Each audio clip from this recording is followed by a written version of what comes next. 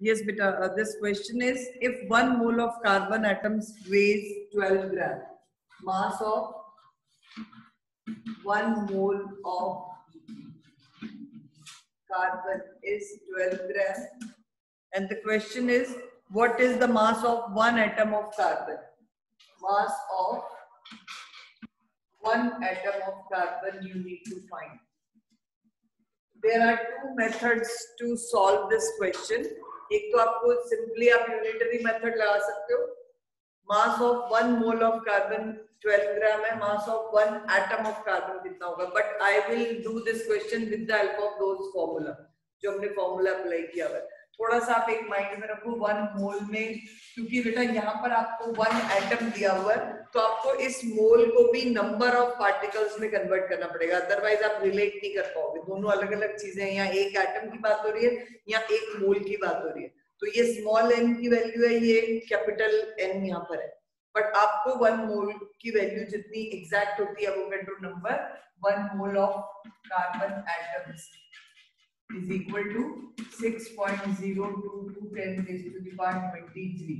इतने एटम्स हुए 1 मोल में. तो आप दोनों मेथड में क्या कर रहे हो, अगर आप यूनिटरी मेथड से सॉल्व करते हो तो you can write in this way: mass of 6.022 10 raised to the power 23 atoms of carbon is equal to 12 gram. Hence, mass of 1 atom of carbon is equal to, maths में किया होगा unitary method.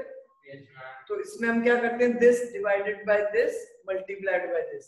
तो 12 over 6.02 10 raised to the power 23 multiplied by 1 ना भी लिखो आप, simple इतना this divided by this करके आंसर आप निकाल सकते हो. 1 point something आ जाएगा इसका, 1.99 whatever is minus 23 gram. So this is the mass of 1 atom of carbon. Or if you want to do this question by simple formula जो हमने कल फॉर्मूले किए थे, तो आपको उसमें ये चीज कंसीडर करनी है, आपको 1 एटम का मास फाइंड करना है. 1 एटम ऑफ कार्बन का मास अगर फाइंड करना है by using formula, so we can do it like this. Apply this formula, third one, क्योंकि यहीं पे आपको number of atoms and masses relate करने हैं. मास यहाँ आ जाएगा, नंबर ऑफ एटम्स यहाँ पर. नंबर ऑफ एटम्स 1 मोल के होते हैं Avogadro number of particles. Mass you need to find out. Capital M for carbon atom is given here 12 gram. ना भी given हो, अगर simply आपको क्वेश्चन पूछा गया calculate the mass of 1 atom of any substance, चाहे हाइड्रोजन है, oxygen है, जो भी है, you will apply this formula.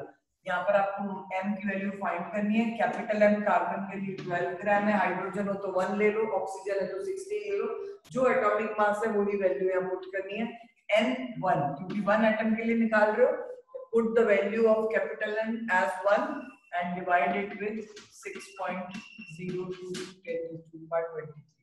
So you will see that ये भी ultimately वो ही आएगा. इस 12 को आपको डिवाइड करना है एवोगैड्रो नंबर से. मतलब जो भी मास, मोलर मास है, उसको एवोगैड्रो नंबर से अगर हम डिवाइड कर देंगे तो वो हमें आंसर देगा 1 atom mass 1.99 10 raised to the power minus 23 approximately this way. So by any method you can solve these kind of questions.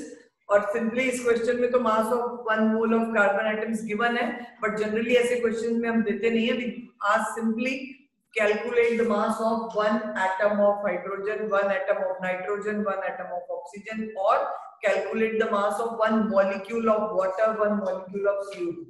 कोई भी ऐसा क्वेश्चन हो 1 एटम या 1 मॉलिक्यूल के लिए क्वेश्चन है, आपको यही फॉर्मूला अप्लाई करना है. और कैपिटल M की वैल्यू फिर आप खुद फाइंड करोगे जो भी स्पीशीज गिवन है. H2O है, वाटर है तो 18 कर दो, कार्बन डाइऑक्साइड है 44, हाइड्रोजन है तो यहाँ 1 आ जाएगा, for nitrogen it will B 14. Atoms की अगर बात हो रही है, मॉलिक्यूल्स की बात हो रही है तो मॉलिक्यूलर मास. बस ये थोड़े से इंटेलिजेंस अगर आप खुद अप्लाई कर पाओगे कि मॉलिक्यूल और एटॉमिक मासेस के लिए क्या वैल्यूज पुट करनी है फॉर दिस M. और ये तो एक फिक्स वैल्यू है, इसमें कोई प्रॉब्लम नहीं है एवोगैड्रो नंबर. और ये चीज सबसे पहले इंपॉर्टेंट है कि आपको फॉर्मूला कौन सा अप्लाई करना है, that you must understand by just checking. अभी नेक्स्ट क्वेश्चन में आप लोग बताओगे मुझे which formula is to be applied, और हैंड रेज करोगे, आई विल आस्क बोलना नहीं है सबने में। Next question is which has more number of atoms, 100 grams of sodium or 100 grams of iron. Question number 2. देखिए पेज 42 पे है questions. Which has more number of atoms,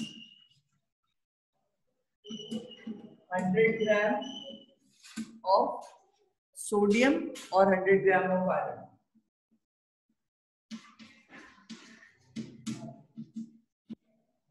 Yes, sir. Who knows about the formula? How to find number of atoms? Only 2 students have raised hands. Third, fourth. Anyone else? Yes, you. N is equal to N upon N naught. No. बेटा आपको given क्या है? You are given with 100 ग्राम. नहीं, आप species को भी अभी रहने दो. गिवन वैल्यूज क्या आपके पास? 100 ग्राम क्या रिप्रेजेंट कर रहा है? यस बेटा, Given mass. Given mass. और फाइंड क्या करना है? Number of atoms. तो which formula relates both of these, mass and number of atoms? कहाँ रिलेट कर रहे हैं? किस फॉर्मूला में? आप बताओगे बेटा?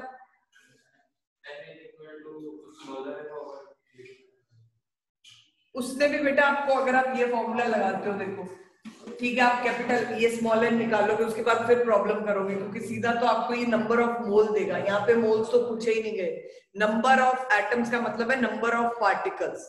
कैपिटल एन निकालना है और आपको स्मॉल एन की वैल्यू गिवन है. ये दोनों चीजें कहां पर कौन से फॉर्मूला में रिलेट होगी? This one and this one. In which formula you can find both of these together? Third formula दिख रहा है?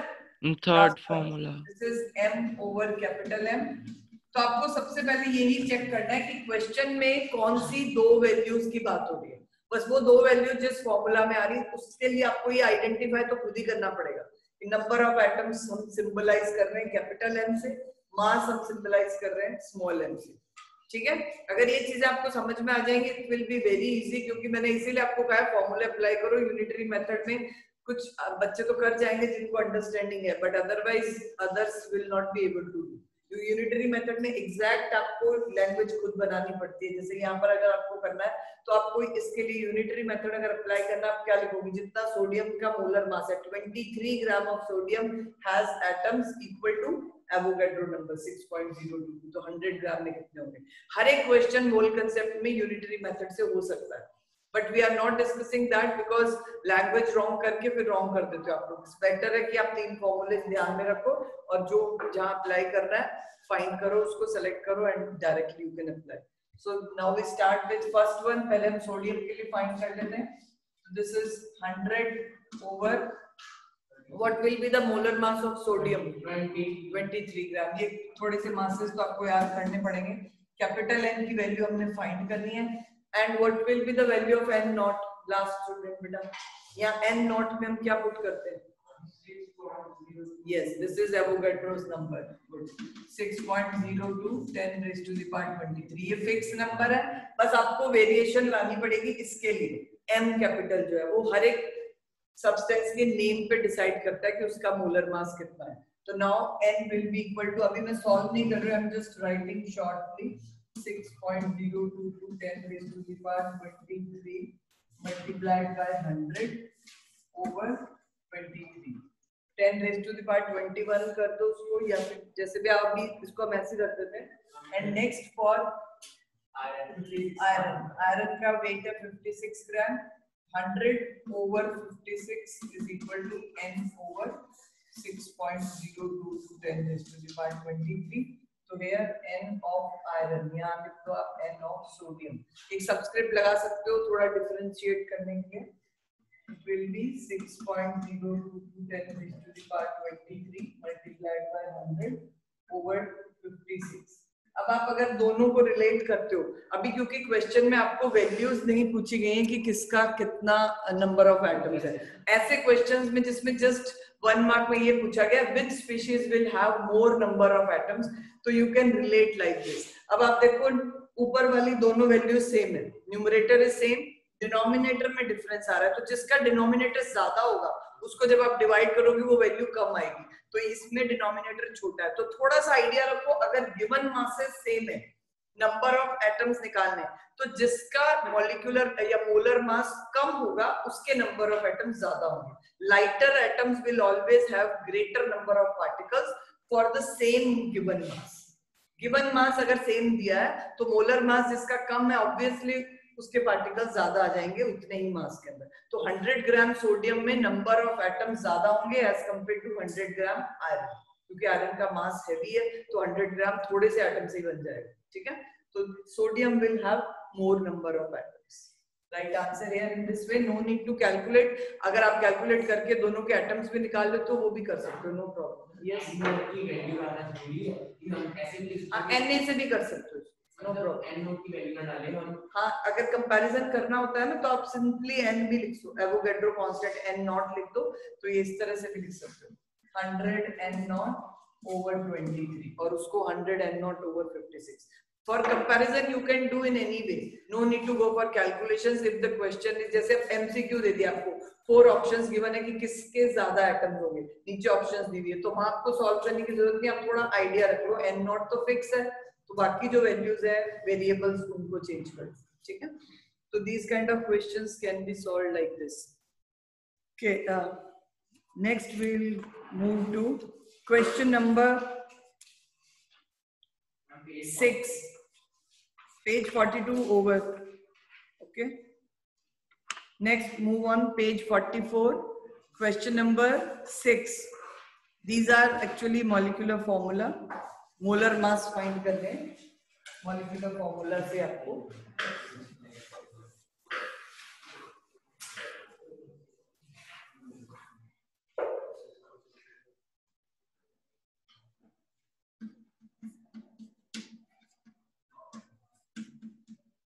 question is calculate the molar mass for the following. First one is ethyne. Ethyne is a gas. जैसे आपने methane gas का name सुना है, methane gas का formula होता है CH4. You can note down somewhere, हम लोग एग्जाम में दे देते हैं, तो अगर आपको फॉर्मूला याद ना हो, methane gas is CH4, ethane C2H6. Naturally occurring natural gas में बेसिकली मीथेन लार्ज प्रोपोर्शन में होता है, जो पेट्रोलियम के साथ नेचुरल गैस एग्जिस्ट करती है अर्थ में, ठीक है। एंड इथाइन होता है C2H2. ये थोड़े थोड़े से नेम का डिफरेंस है, ऑर्गेनिक कंपाउंड्स हैं। इथाइन गैस, इथेन गैस, एक और होती है इथीन गैस। अदरवाइज ये 10th में आपको सिलेबस में है, ये इथेन, इथीन, इथाइन क्या होते हैं। थोड़ा थोड़ा सा हाइड्रोजन एटम्स का डिफरेंस है। इथेन, ईथ जहां पर आ जाएगा ETH, वहां पे 2 कार्बन होते हैं। When meth is written, methane 1 carbon is there, ठीक है। 2 कार्बन के लिए आपके पास 3 कंपाउंड्स हैं, ethane, ethene, ethyne. Ethane is C2H6, ethene is C2H4, hydrogen का डिफरेंस है। Ethyne is C2H2। तो अभी एक क्वेश्चन इथाइन के लिए, otherwise if we will give such kind of question we will give chemical formula with you. Formula आपको मिलेगा तो इतनी प्रॉब्लम नहीं आपको भी याद करने की। C2H2 का आपको मोलर मास निकालना है। Molar mass is mass of 1 mole.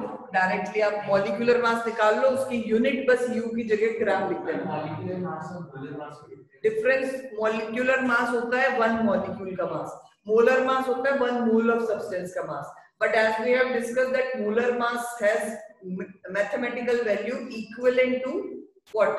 Gram molecular mass. जो molecular mass है उसी को ग्राम में डिपिक्ट कर दो। तो आप इसका कोई और मेथड लगाने की जरूरत नहीं है, सिंपली मॉलिक्यूलर मास निकालो, U की जगह पे उसको ग्राम लिखते हैं, ठीक है। तो molar mass of ethyne is this capital M I writing here, C2H2 will be equal to 2 multiplied by atomic mass of carbon, और यहाँ पर आप एटॉमिक की जगह मोलर मास ऑफ कार्बन भी कर सकते हो, दोनों करेक्ट है, plus 2 multiplied by atomic mass of hydrogen.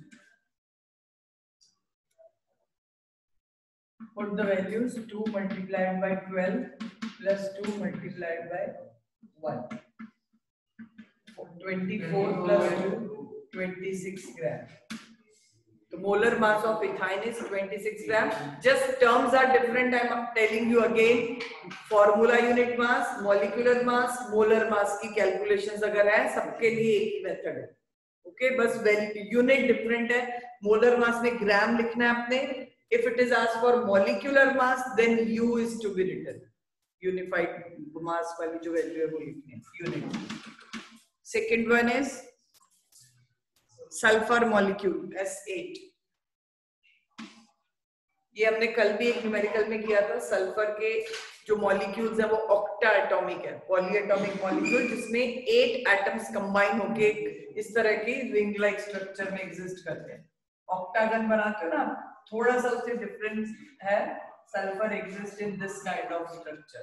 1 2 3 4 5 7 6 this way. ring like structure.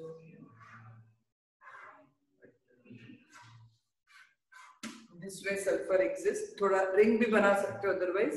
तो यहाँ पर 8 एटम्स की एक स्ट्रक्चर है which is called octaatomic molecule, and in this molecule 8 atoms of sulfur are linked to each other. तो अगर आपको उसका मोलर मास निकालना है, सल्फर 8 मल्टीप्लाइड बाय एक एटम का मास कितना है 32. So molar mass of S8 is equal to 256 gram.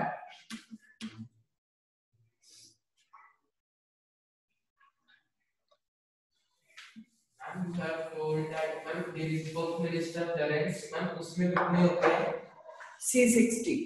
जो एक एग्जांपल है उसका मोस्ट कॉमनली जो फाइंड हुआ है that is C60. 60 carbon atoms are together. एक फुटबॉल के पैटर्न में पेंटागन और हेक्सागन की रिंग्स अरेंज्ड. नेक्स्ट बोलो बेटा, third part. Yes, phosphorus.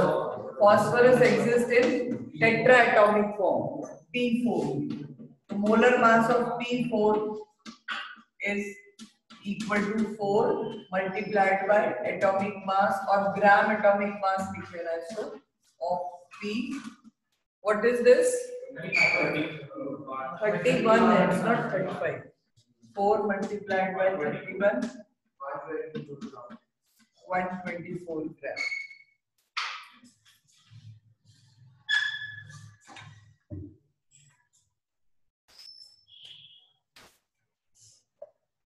Next part,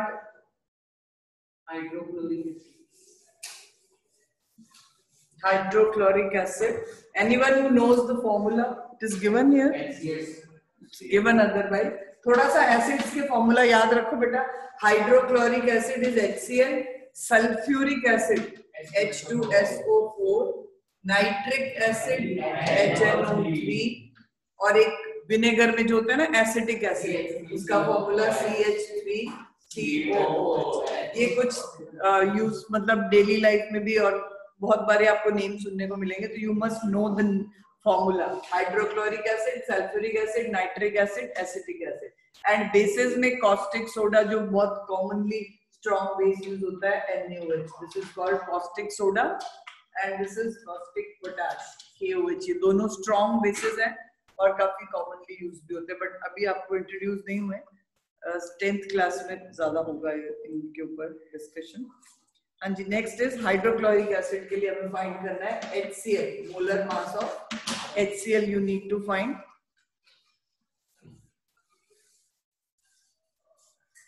हाँ जी. what is the gram atomic mass of hydrogen? 1. And for chlorine? 5. But directly values put कर रहे हैं. I'm not writing here the formula. 36.5 gram. Molar mass अगर पूछा है बेटा यूनिट हमेशा ग्राम में लिखनी है. मॉलिक्यूलर मास पूछा है तो यू लिखना है. ये चीज याद रखना. यूनिट्स के भी मार्क्स काट लेते हैं हम लोग. Next is nitric acid.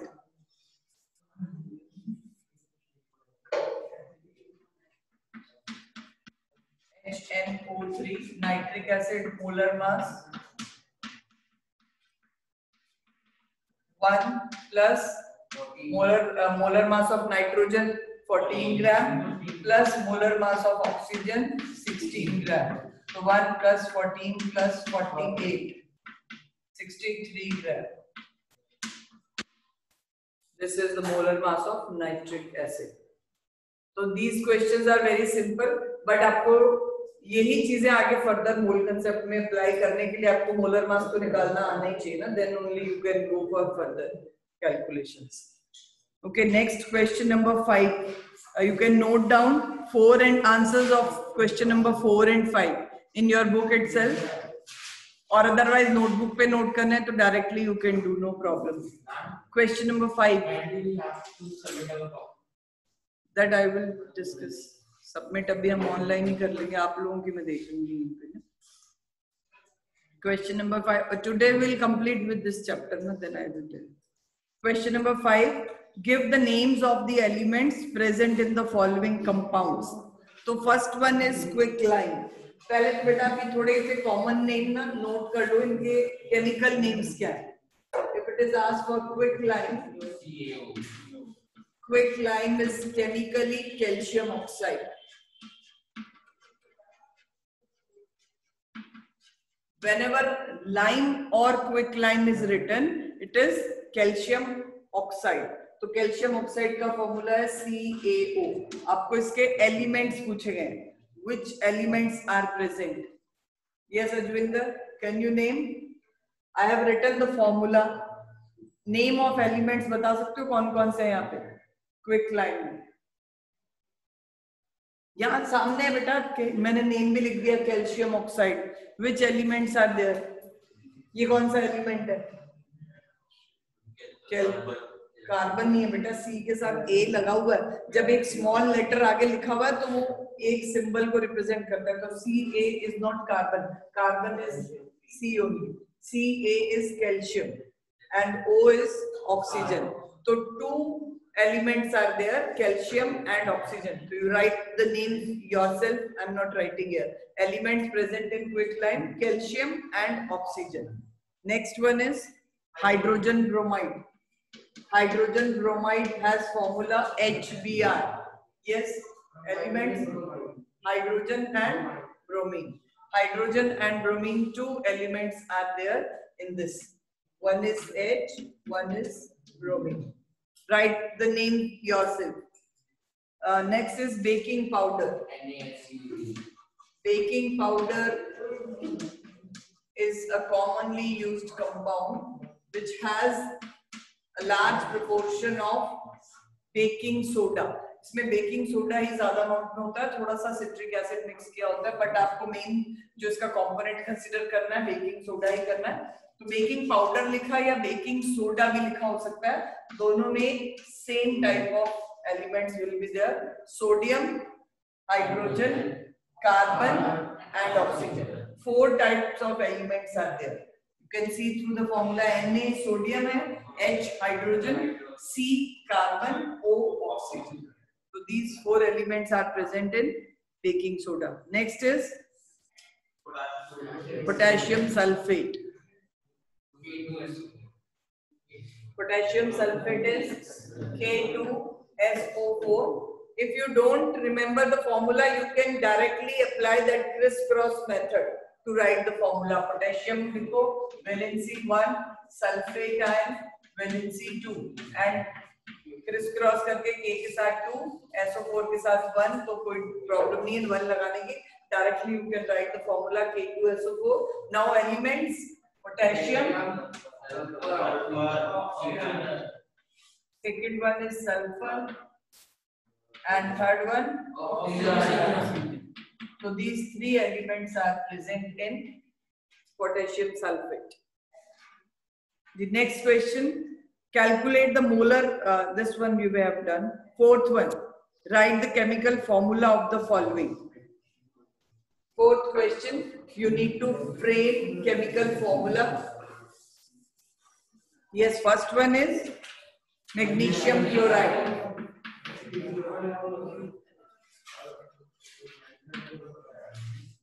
Magnesium chloride is made up of 2 types of ions, Mg2 positive, Cl1 negative. What we need to do?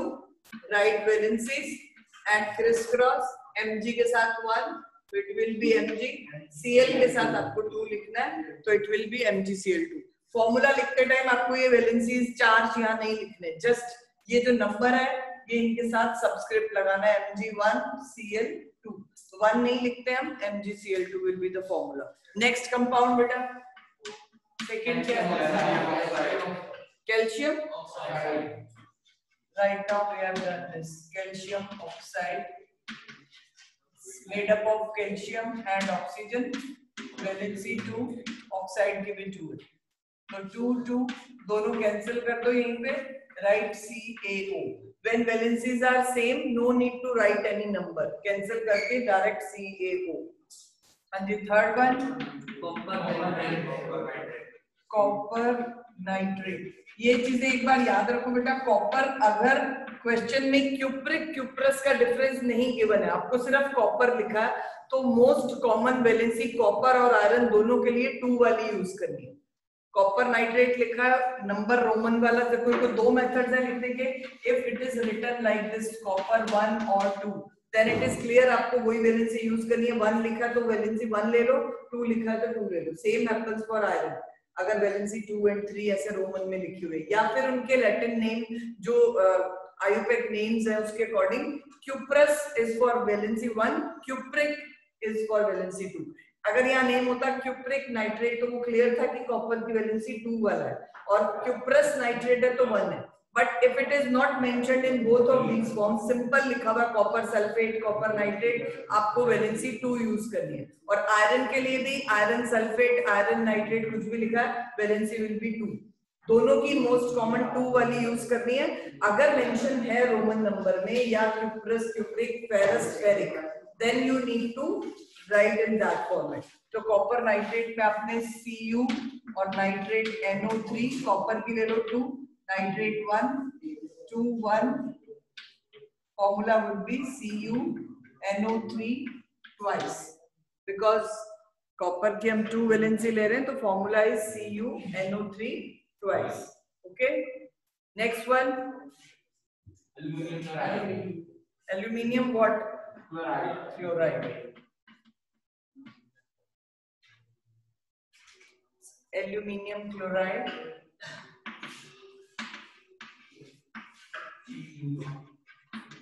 Yes, anyone who can tell formula of aluminium ion? Yes बेटा, नहीं पता, अभी तक याद नहीं किए तो exams में कैसे करोगे? Al 3 positive and chloride ion Cl1 negative. Right valencies 3 and 1. Criss cross method लगाओ, AlCl3। So this is the formula of aluminium chloride. Yes, any doubt? No?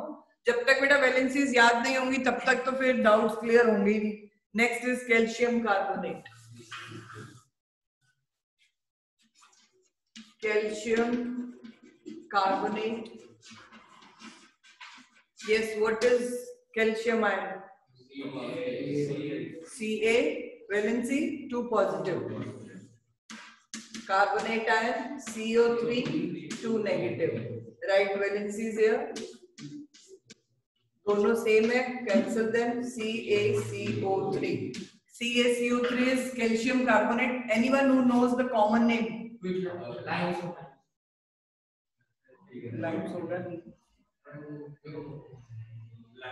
Limestone, जो अर्थ की क्रस्ट से नेचुरली मिनरल के form में निकलता है, limestone, marble, chalk powder, eggshell. मैंने आपको चारों नेम्स बताए थे, इनमें से कुछ भी मेंशन है then it will be calcium carbonate. Quick lime is CaO, और अगर स्लेक्ड लाइम कहीं पढ़ने को मिल रहा है आपको, स्लेक्ड लाइम का मतलब होता है इसकी वाटर के साथ क्विक लाइम को जब थोड़ा सा भी वाटर उसमें ऐड कर देते हैं तो एक सस्पेंशन वो बना लेता है, that suspension is known as slaked lime, और इसका फॉर्मूला होता है CaOH twice. Calcium hydroxide is known as slaked lime and quick lime is calcium oxide.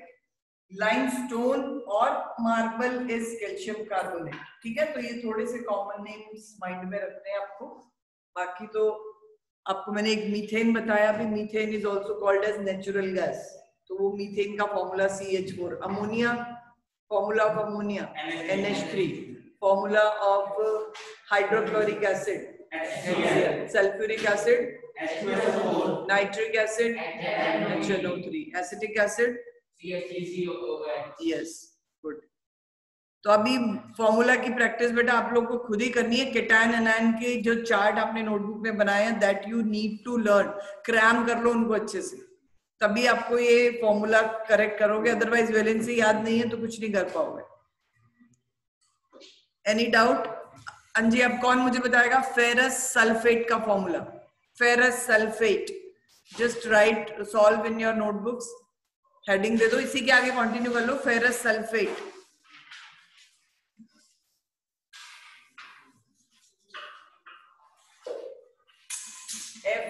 FeRROUS, ferrous sulfate. Ferrous ion is Fe2 positive, sulfate SO4 2 negative. Formula FeSO4. And if it is written as ferric sulfate में Fe3 positive हो गया, ठीक है? तो थोड़ा सा names के साथ अंडरस्टैंडिंग रखो। But if it is written as iron sulphate, तब आपने 2 वाला ही यूज करना है। कॉपर सल्फेट, आयरन सल्फेट दोनों में 2 valency, CuSO4 FeSO4। Clear? Ferric में 3 होगा। Ferric sulphate if it is asked FeRRIC, ferric sulphate Fe3 positive, sulfate ion SO4 2 negative. It's 3 and 2, Fe2 SO4 4 thrice. In this way you need to mention, okay? Fe2 SO4 thrice.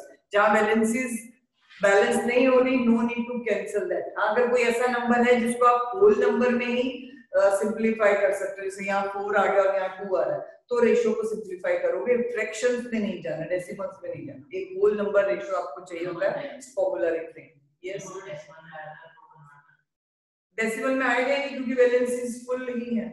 Half valency तो किसी की देखी नहीं ना, क्योंकि valency का मतलब क्या है कि इतने एटम्स के साथ कंबाइन हो सकता है, तो हाफ एटम के साथ तो कंबाइन होगा नहीं, atom as a whole will combine. That is why we need to use whole number ratios, simple whole number ratios. And last year in rust हमें फॉर्मूला Fe2O3 डॉट H2।